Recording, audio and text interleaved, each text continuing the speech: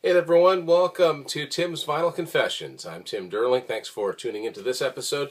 On this one, I'm going to go through my Foreigner vinyl collection, which is more or less not complete, but I'm not going to let that stop me. I hit most of the highlights here anyway. This is what I've got for my Foreigner vinyl. First album, classic 1977, Atlantic Records. This is a US version.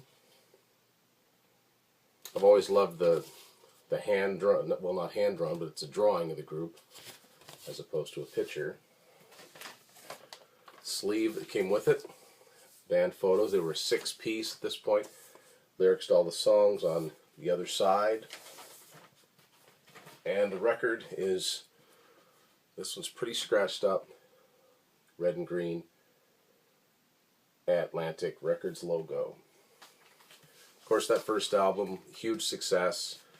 Second one came a year later, 1978, Double Vision. And there's several album covers made for this. I'm not sure how many, but same band scene, but different colorings and different points of view. The particular one I have looks like this. This is a Canadian issue. And of course, this was another big album. The record itself, they got a customized label this time around. Looks like that. And I got a picture sleeve to show you, a single picture sleeve from this album. The title song, Double Vision. This is a US single, so it's the same picture as the album cover.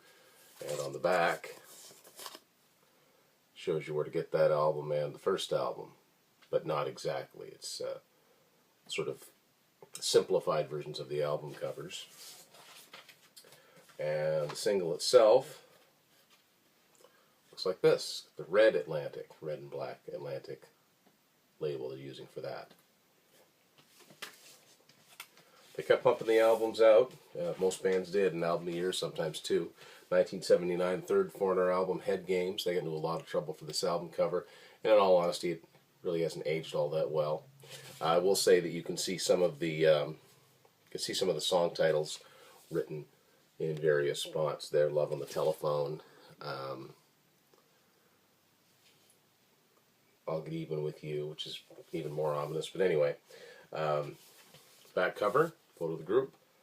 This is the last time for a while that they would be 6 members in the band.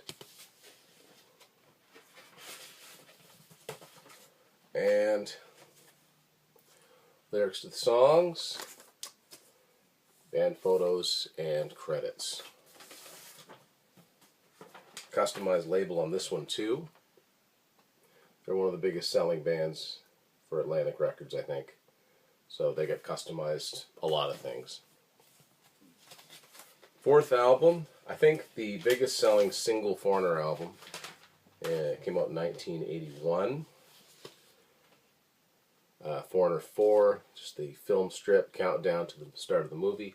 We'll say one of my biggest pet peeves, and if I'd noticed it, I would not have purchased this when I did. I would have found another copy.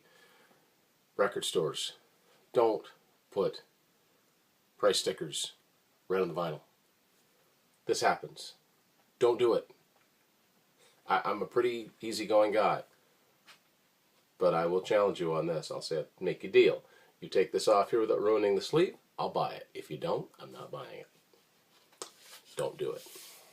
I'm not going to name where I got this from. So this is a Canadian copy. This can be indicated there. Their only album to be produced by Mutt Lange. Kind of sounds like it. He didn't do any co-writing, but you can hear him singing background vocals in places, particularly on the track Break It Up. Lyrics to all the songs. And curiously, this is what the record itself looked like. It had a brown Atlantic label, which AC/DC used for those about to rock We Salute You. It looks exactly like this. I thought they used it because it was a brown album cover. Maybe that's just what rock bands were doing in 1981. Can anybody answer that? So they had a huge success in 5 years or less. So 1982, Atlantic Records puts out a greatest hits album, which for its simplicity, I think has got some pretty cool designs gone into it. It's called Records. This is made to look like a jukebox. I mean, that's a famous jukebox design you see at your table in a restaurant. Also the fact that, of course, you know, one of the many hits is Jukebox Hero. So this came out in 1982. This is a U.S. version on Atlantic, and it's die cut. It's a die cut album cover. Die cut and a gatefold. I'll show you the gatefold first. Gatefold has this photo of the band at a diner. But the die cut part is this. When you take this out, it's a little bit like Led Zeppelin, Physical Graffiti, or Alice Cooper from the inside. You can alter what it actually looks like when it's all together, depending on how you put them in. Another customized label on this one. That's what it looks like there.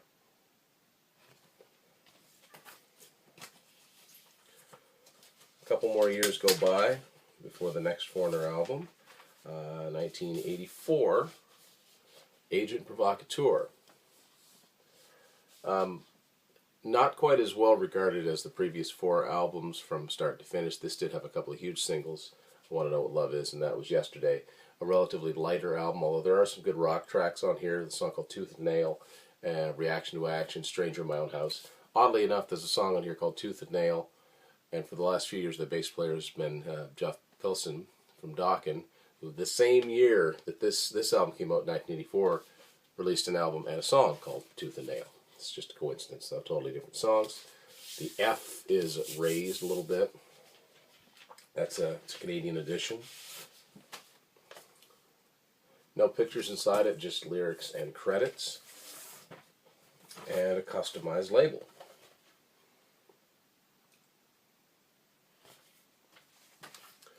At this point, in early '87, Lou Gramm released his first solo album. But later that year, the band came out with what would be their final album for quite a long time, Inside Information. There was no tour to support this album, so it did well. It went platinum, had a couple of singles off it that did well, but didn't survive long in the charts because there was no tour to support. It was the last album with this particular lineup. And I've said this before, when I first got this record, for an album released in '87, I was really surprised to see it was a gatefold. So, lyrics and credits, and another customized label. So Lou Gramm leaves, temporarily as it would turn out, but in 1991, there's a Foreigner album that comes out, the first one, that doesn't feature Lou as lead vocalist. And it was surprising for me to find this. You don't see a lot of 90s vinyl that isn't a reissue anymore. So I came across this, was quite surprised. Unusual Heat. This was not a successful album, although it's got some good songs on it. Johnny Edwards took over the lead vocals on this one. Sounds enough like Lou to get by. So yeah, 1991. This is a Canadian edition on Columbia House. Columbia House edition. It's on Atlantic. Logo there, and lyrics and credits. And inside of this one, so it's 1991, and they're just using the red and green Atlantic logo. Missing a few albums here and there, but in 2017 they released a 40th anniversary compilation to celebrate their 40 years since their first album, and it was called Big Surprise 40. Rhino Records, who does a good job with reissues, put this out. And some curious decisions were made with this one. Now, I've got this on CD too. The CD has 40 songs on it altogether across 2 CDs. This only has, I counted this right, only has 23 songs on it altogether. So they left a lot of songs out. However, there are a couple different things here. For instance, if I look at this, it's got a live version of Star Rider on side 3 that does not appear on the CD. It's just the studio version. The studio version's got a lot of other songs. 2 new songs on here as well.